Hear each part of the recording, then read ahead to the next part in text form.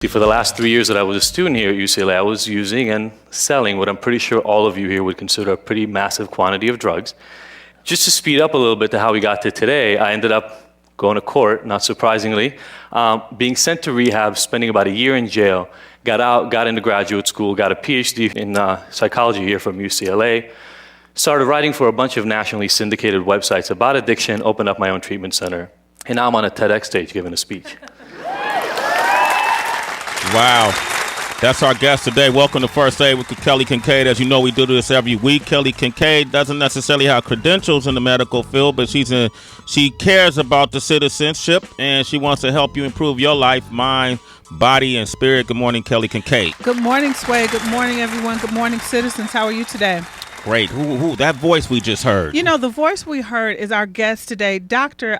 Jaffe, who's an author, has a new book out called The Abstinence Myth, a new approach for overcoming addiction without shame, judgment, or rules. And welcome to the show, Dr. Jaffe. How are you? I'm great. Thank you so much for having me. You know, I love the title of the book. And when we talk about addiction, people have addiction to food, to drugs. There's an array of things. And you have an interesting story. And the reason why you brought the book, and you talked to millions of people over the world, all over the world. You've done a couple of TED Talks. Yeah. And I thought it was important to bring you here today just to talk about that. Yeah, first of all, thank you so much for having me and having this conversation. You know, it's kind of weird to hear that talk.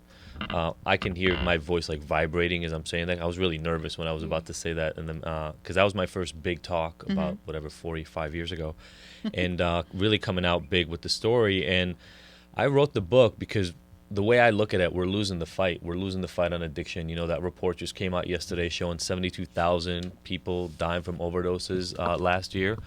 That's compared to 60,000 the year before. It's getting worse every year. It's getting worse, and I really felt like we had to come out and offer a different solution. Something that, to me, is about the people who need the help being able to relate more.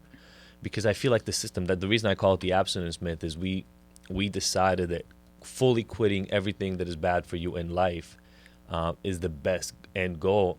And it might be, it might not be for some people, but the problem is a lot of people aren't taking advantage of it. They're not using the system, and so they're dying. What do you, for people, maybe they're like, I don't have an addiction. I just like this a little bit more than this person. Right. What do you consider as a doctor? What is addiction? I love it. So first of all, you said this really well before. People can become addicted to a lot of things. Just to be clear, like in terms of the Diagnostic and Statistical Manual, what psychiatrists use to actually diagnose, there's really drug addictions, there's alcohol addictions, different drugs get diagnosed, not all of them. And then gambling. Sex is not yet recognized. Food addiction is not recognized, although there's anorexia and bulimia, which are food-based disorders. But I think you're totally right. I think people can get addicted to anything that is used for coping. So if you're having a bad day, if you've maybe had a childhood that was troubling, and you learn to rely on something to make you feel better, you can end up relying on that so much that it causes negative effects for you. And that happens, for sex, I deal with people for whom that's just porn. Like, they go home, they had a hard day, maybe they're ashamed and have anxiety kind of talking to women or whatever that is, so they escape.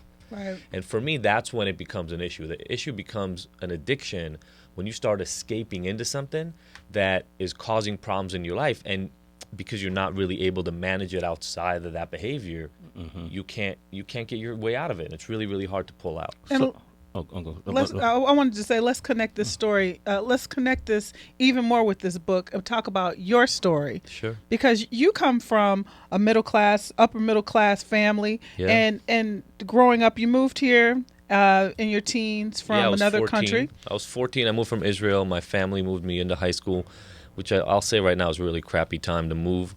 High school's weird already anyway, and then to be the new guy from a different country where you're barely speaking the language, not the best idea. Wait a couple of years if you're thinking of doing that. But we moved, and the bottom line is I just hooked up with a group of guys that drank. And when they handed me the drink the first time, I never really drank before, but I was kind of anxious. I was anxious around girls and guys. I was just kind of weird. And when somebody gave me a drink, I just didn't care that much. And so I liked it, and I started relying on it more. Next thing you knew, I was drinking every weekend. Then weed came in when I was 16 in almost the exact same way, right? Sitting around in a circle, somebody handed me a joint. I'm not going to say no and be the awkward, weird guy. Started smoking weed. By the time I got to college, I was a daily drinker and smoker. And for me, it just became, that was what my crew was. Like, those were the people I knew. And if I moved myself out of that, I would lose all my friends. Everything would really kind of go to shit. So I didn't. I just kept holding on to that. And then after a breakup, I got into harder drugs like cocaine and ecstasy and all that other stuff. Because of the breakup? Yeah, look, the bottom line is I never, up until much later in my life, I never really learned how to deal with my feelings, period. Yeah. So when they came up, I figured out how to just suppress them. And drugs are a really good job of that. They do a really, really good job of making you not feel whatever you're feeling in the moment. So were you addicted to drugs at that time, do you feel? I mean, there's one drug for sure I was addicted to, and that was meth. So, Meth. God damn. Damn, man. What are you doing, man? The hell? That's why he qualified. Okay, so let me ask you that this. shit's not good. No kidding. Where were you 15 years ago? I know, though? right? Took you to become a doctor to realize, hey, y'all guys, meth is no good. All right, but so when did you ventured off into actually selling drugs, right? Yeah, look, okay, so, I mean, again, it's funny, right? This all happened step by step, but drugs are expensive for anybody listening who doesn't know this. And so I was using a lot, and I couldn't afford it. And at some point, kind of the pin dropped for me that if I can just get my friends money and go buy the drugs for all of us, I get a discount. Literally, it just started out like that. So my drugs were free then. And that was, a lot of ecstasy, a little bit of the harder drugs, but a lot of ecstasy at the time. And then it went up. I literally borrowed money from a friend, bought a bunch of pills. They came cheaper. Like, wholesale works on every level, Yeah. And so then I started making money out of it. And then, by the time I was done with school, I was making $7,000 a month, selling drugs, finishing college, and partying a lot. And in my head, it seemed totally fine. But the bottom line is, I mean, I used drugs at the age of 20, 21, 22 in the exact same way I used it when I was 14. Couldn't talk to girls. Got high, I could talk to girls, Felt awkward around people. Take some drugs, don't feel awkward around people. And so I never really learned how to manage that. And it all ended when in 2001, I got in a motorcycle accident and they caught me with a bunch of coke on me. And so for a few months, the cops were on my back. And then when I didn't respond to them, a SWAT team broke into my house at 8 o'clock in the morning on a Saturday. Thank you, Beverly Hills Police Department. And that was kind of the beginning of the turn for me. That was, we talked about it right before, when I went to jail, Kelly, you were talking about kind of my background. My dad was a physician. My mom was a human resource manager in a bank. Wow. I was not supposed to end up in LA County jail, like based on kind of the story of what people's lives are supposed to look like. Yeah. But when you go in, it doesn't matter who you are. It's like jail is weird because it's dehumanizing, boring, and terrifying all at once, and you kind of just have to deal with it because you're there. All that, I don't know. I see all these shows on TV now where guards and prisoners are talking to one another. That is not the jail experience I had. They don't talk? You better not talk to those guys because you're going to suffer if you even say anything. We talked about this before, the race segregation, all that stuff. Yeah. Got in a couple of fights, and I spent about 4 months in LA County jail. And when I got out, I did 8 more months in like a work release thing. But when I got out, I swore to myself one thing, and that was I don't want to end up back in that place.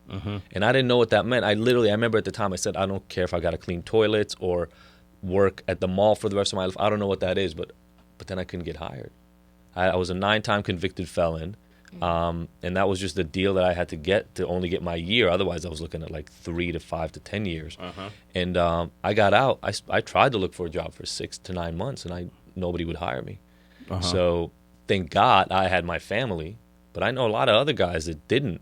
And if I didn't have my parents helping me even pay rent that whole time, I don't know. I didn't have another skill. Like my skill was drug dealing. Yeah. And fortunately, I didn't have to go back to it. And when I couldn't get a job, I went to school. I mean, like when I talk in that talk about going back to school, that was just the last resort I had. I could not get hired, and after 6-7 months of trying to get a job and having nothing, I just went to school. And wow, I didn't know I was going to end up here, but as soon as I started it, I realized I got to go help people. Wow, man. Give that man a round of applause. Jesus. And you got a degree in, what are your degrees? Ph.D. in psychology. Ph.D. You went from a drug dealer bending over, getting his asshole checked in L.A. County jail to having a Ph.D. in psychology. True. Man, that deserves a round of applause. Thanks, man. I want to have people call up who may be dealing with any type of addiction or know someone who's dealing with an addiction. And we're going to explore what addiction is and is there a cure to addiction or how people should approach it. Dr. Jaffe is here. You want to talk with him? 888-742-3345. We got a really special guest, the author of the book, The Abstinence Myth. He goes by the name of Dr. Adi Jaffe. The book is out now, The Abstinence Myth, a new approach for overcoming addiction without shame, judgment, or rules. And I love this. It's a non-traditional approach because a lot of people say with addiction, I have to quit. I can't do it anymore and it's done. But you say differently. Well, the thing is, I think what a lot of people say in addiction is you have to quit. It's not I have to quit. The people who are struggling, most of the time, they're just looking for a way to function. Right. They're just looking. People that I deal with, they know they've got a problem. They know they're drinking too much. It's just that when they don't drink as much, life just takes over and they can't handle it. So everybody else tells them, I talk about it in the book a lot, like everybody else tells me you got to quit. But for me, it's like taking somebody who lost their legs or something and saying, you just got to leave the wheelchair behind. They're like, I can't walk. And what we try to do to everybody is we first tell them, first you quit, then we'll help you. And it's like, I think we got to flip the equation to say, let me give you some help first.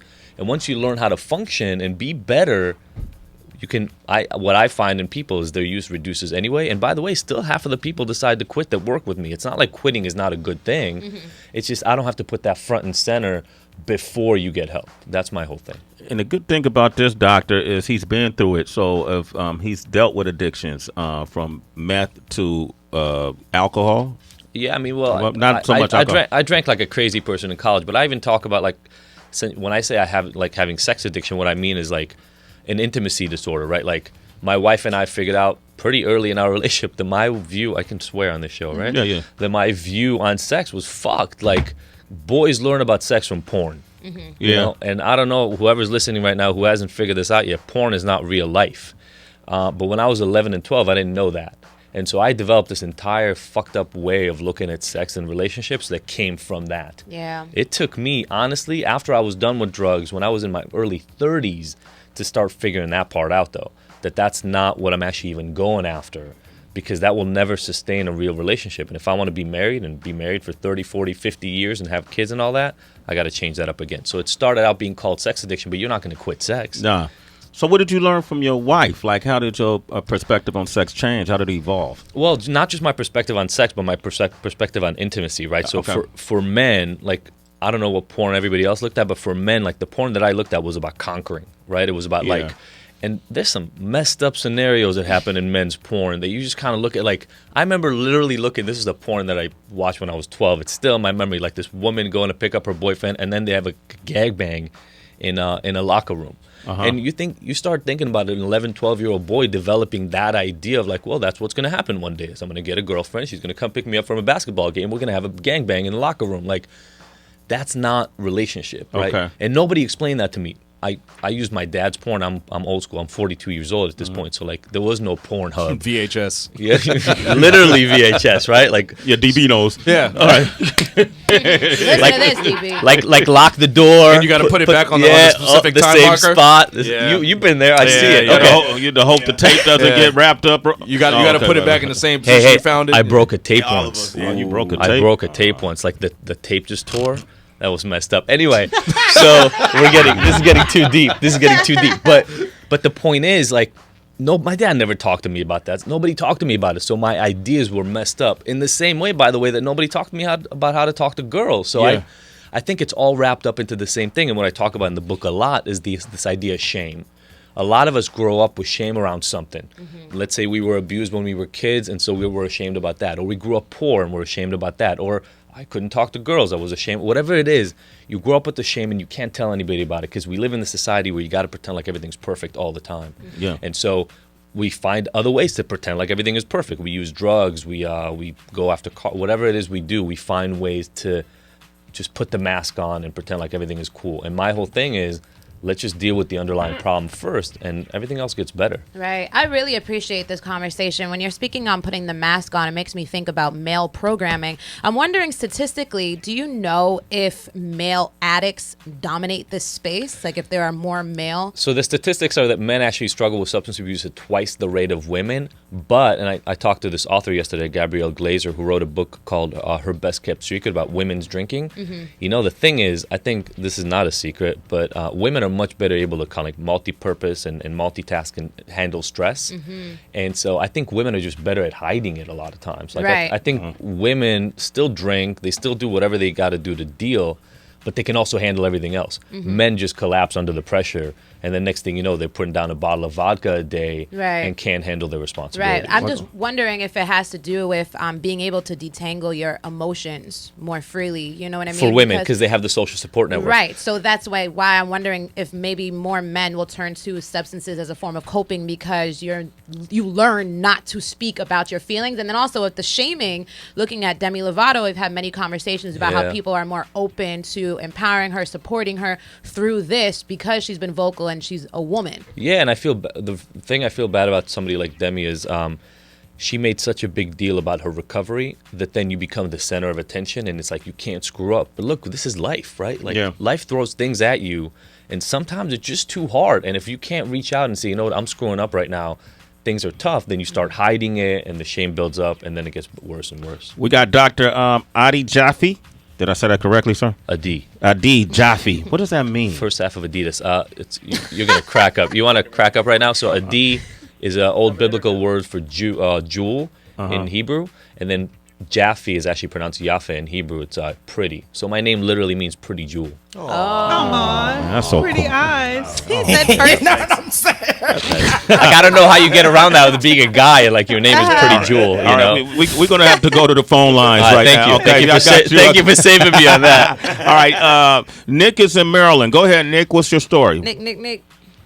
Hey, how's it going, guys? How you doing, I'm Nick? Nick. I'm from Maryland. I've been a fitness coach for like 15 years right now, and I've struggled with food addiction, my whole life. My parents, passed away when I was young through bad health, and now I'm finding as I'm being a coach and being a trainer that this is a common problem that a lot of my clients are facing, and how should I approach it to help them better? Like, because I hear you said, don't just tell them to quit first, help them through it. So that, first of all, great question. I'm sorry to hear about your parents, Nick. And so one of the things is, purified sugar and fat, the way we have it in food right now, they're not that different from drugs, the way they activate the brain. Yeah. Right? People have gotten really good at purifying this stuff. Thank you.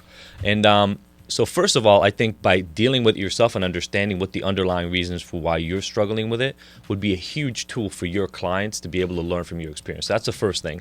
And the second thing is I would wonder, what is it about your past that taught you that when you eat, I'm assuming it's kind of like binge eating. That's what I deal with a lot with people. Is that what happens to you? It was, definitely. Like, I'll go through, and a lot of it happened. I recently switched to stop eating so much meat, and a lot of it was meat. Like, I would eat 60 wings, just house it. If I'd eat chicken and broccoli, but I'd eat like 10 chicken breasts. So here's what I would do. I would go back and look at some of the past. I'm talking like early childhood, right? Like elementary school, junior high, high school. And I would start looking at some of the earliest experiences that you remember where just filling yourself up and just feeling really engorged and like just full of food made you feel better. Whether it was because, you were hanging out with friends and that's what you all did and that was kind of what you got used to, or the opposite, what I hear from a lot of people is they were really anxious and they didn't know how to handle it, so they would just stuff themselves so they wouldn't have to focus on their thoughts anymore, and even the physical discomfort of being really full made them ignore the anxiety they were feeling, and that made them feel better. Once you go back to those experiences, the thing is that what I always look for is who else in your life and what emotions were linked with those experiences.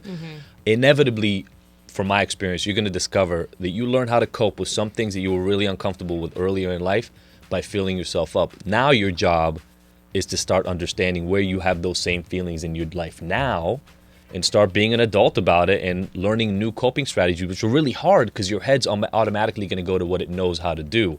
So it's kind of your job to go, okay, I'm having that feeling again. What do I do? And I talk in the book, I talk in my online courses about a lot of different techniques to divert yourself. Where can people see your online courses? So if you go to, if you look up my name, Adi Jaffe, and addiction, for sure you'll find Ignited Recovery, which is where I teach courses on this stuff. There's a free workshop online that I do if you're struggling with these sorts of things. Adi Jaffe is spelled Adijaffe, and then also his social media is at Dr. Adi Jaffe. Adi Jaffe, which is Dr. Adijaffe. Yeah, thank you. We're going to take quick calls and quick answers, Doc. that's on you. All right, Jonathan's on the line from Dallas. Go ahead, Jonathan. Hey, Jonathan. How y'all doing? Good. My question is there ever an appropriate time to walk away from somebody with an addiction? Because I've been dating a girl now for about a year and a half, and she is a heavy drinker. I have 2 children that are separate from her. She has 1 child, and we were originally going to be meshing our families together, and it gets to a point where I just don't want that around my kids, and I've tried to get her to get Totally get it. So anything she can, and I just don't know if it's the appropriate time for me to just say, you know what, this is too much. Peace out. I hope you work on it. I love you, but I can't do it anymore. yeah, so I think kind of a combination of what you just all put together would be great. If you're looking for help and support, I'm here for you, but I need something to happen on this. Otherwise, I can't stay here. I'm a huge believer in natural consequences. Staying with somebody and enabling their negative behavior is not helping them. It's actually hurting them. So exactly kind of the way you termed it. Look, I'm here to help you. If there's something I can do to make this better for you, I'm all in. But if this doesn't improve, I got to be out. And then he has to stick to it, though, because if You he's got to not stick out, to right? the boundaries. You Yeah. got to stick. But again, like looking if for he loving doesn't, help. if she doesn't accomplish what he asked for, and he doesn't leave, is he hurting her more than he helping her? Absolutely. Jonathan, good luck with that. Okay. Thank you, so I appreciate it. No problem, man. DB, you got a question? Yeah, because a lot of the focus is and the questions that we're hearing are about how to just quit first, but there's also the after, like once you get clean, the people that were around you while you were using. So what is your recommendation about, because you might have to cut everybody off if they're the ones that are. So in the book, I talk about there are essentially 4 factors that are important: biology, psychology, environment, and spirituality. And what I find is different people have different risk factors on those. What you're talking about is environment, right? If the people around you are unhealthy, oftentimes people do find they have to cut out at least some relationships in their life. That's almost inevitable, because unless you're totally isolating and doing this stuff, you're doing it with other people. Now, what I've found, though, which is really interesting, is when you start owning your shit, some other people around you actually kind of step up, and you find that you reinforce behaviors in other people as well. So what I think is really important, and again, something I push really hard in the book, is this idea of honest exploration. Like, look deep inside and recognize there's going to be shame that comes up around this stuff. But talk about those relationships in your life, the people that you're saying to, and then have those conversations with them, right? If you want to get better, have the real conversation with somebody. Say, hey, I love having you in my life, but I can't do this anymore. So if every time you come around me, you got to smoke or you got to drink or whatever, I'm going to have to cut you out. I'd love not to, but this is what I need from you. Some people will step up. Some people will say, you know what, that's cool, I'm good. I just won't drink and smoke around you. What I talk about in the book, though, is for you still got to look at the underlying things, because just other people stopping alone is not going to help cure it for you. You still got to deal with the underlying issues that are there. What are some of the most unlikely addictions that you've had to deal with? That some of the most kooky addictions that people have had, or are they typically the same things? Somebody just talked to me the other day about cornstarch. So literally, this woman would eat like spoonfuls of cornstarch. Now, the funny thing is, you talk about environment and influence from other people a minute ago. She saw it on a story, and she kind of thought it was funny. So then she tried it herself just to see. And for whatever reason, it clicked for her. Now, again. Wow. Yeah, right. Cornstarch. Just corn, like straight up cornstarch. Isn't that a form of pica?